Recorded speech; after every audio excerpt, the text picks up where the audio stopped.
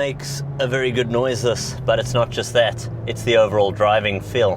Welcome to a quick look at the latest generation Volkswagen Golf.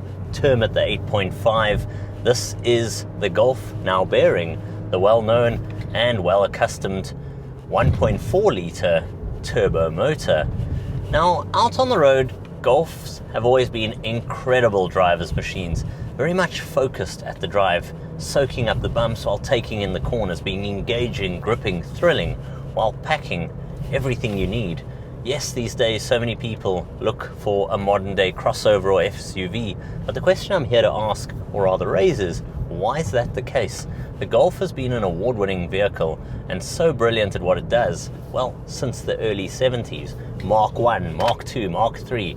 The 4 was incredibly popular, and now here we are on the 8th generation, or make that the 8.5.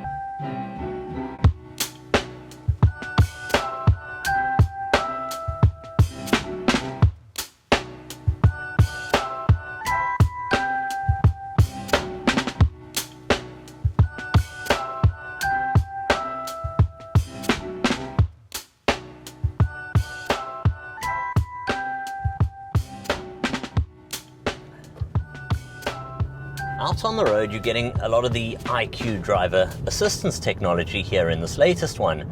That means the likes of collision assistance. It recognizes, for example, if something runs out in front of me, it'll apply brakes. That of cross-traffic rear alert. We got blind spot assist in the mirrors. We got the IQ lighting. It works incredibly well. At night, it illuminates just what's ahead of you, dropping down on either side to make sure it doesn't blind oncoming traffic.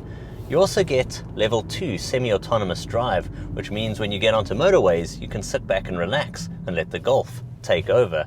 The technology is incredibly impressive when out on the road, but where things really come to life is when we pull to the side of the road and we discuss this interior cabin space.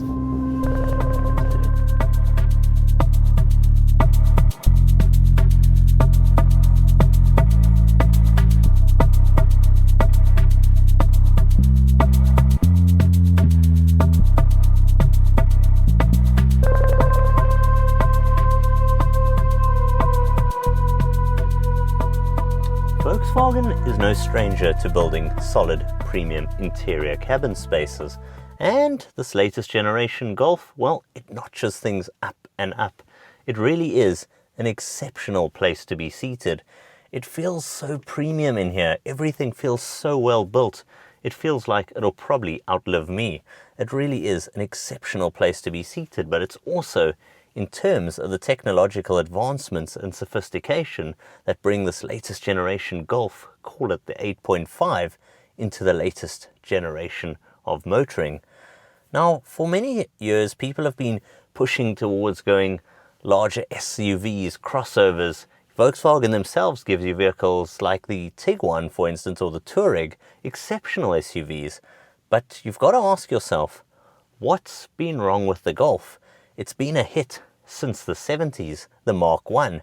Now here we are, 8.5 generations on, and it remains at the pinnacle within its segment. And I'll tell you why. It took me 5 minutes of driving this car, and I realized, well, I'd hit something very good here. Firstly, seated here. Look up front of me. Brilliant, comfortable steering wheel, squared off, perforated. I love that they've moved to conventional buttons here, moved away from haptics, makes a lot more sense, and they work incredibly well. Then you get the full digital instrumentation, virtual cockpit style layout. It's clear, it's precise. You can sift through the likes of your IQ drive and semi-autonomous driver assistance modes, or you can go to something like full mapping here. I can get rid of the dials, for instance, and have a clear map there, follow navigation. Then you've got a wireless charge pad here for your mobile phone. I've got 2 USB Type-C ports. I've got a bunch of storage spaces, cup holders, deep door pockets.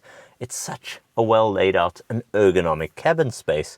You've also got easy access and reach to this, the Volkswagen latest generation composition multimedia system. It's a bigger screen than ever. It's high definition, easy access to the likes of all your sources with an intuitive tile style layout on the screen. We can change, for example, the lights in here, the mood lighting. I've got seats which are heated, of course. They're ventilated as well. In fact, you can do both. Sign of a premium car. I can heat the steering wheel if I want to. And apart from this, let's say I don't want to use any of these sources. You can take a look at all your IQ assistants, the lights, the mirrors, tires. It keeps you safe, it keeps you in command. But let's say I want my own streaming media sources. Now I've got full access on this bright, vibrant display to, for example, wireless Apple CarPlay or Android Auto. That means your favorite streaming sources are never more than a click away. We're talking the likes of Waze, YouTube Music. You're talking the likes of Microsoft Teams if you want, even game stacks, play a mobile game while out on the go. It's so well implemented and so well accustomed to this multimedia system.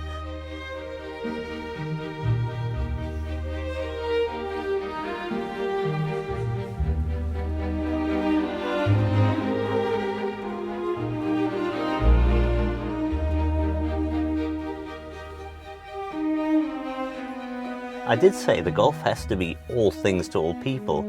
It has to look good, pulling up outside a swanky hotel, outside a nightclub, soccer practice, school runs.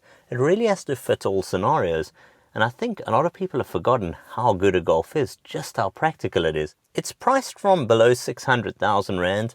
This R-line trim with these incredible bucket comfortable seats here, the R-style alloy wheels, the badges, that light up emblem, as well as the IQ lighting, comes in at a price of below 700,000 Rand, about 688 odd thousand. You can tick a few options and boxes if you want to, but to be honest, the Golf is notching and kicking higher than ever. It remains a sublime vehicle, and for me, certainly one of the highlight vehicles which I've driven in a long time. It just simply gets everything right, but not at 100, at 110%.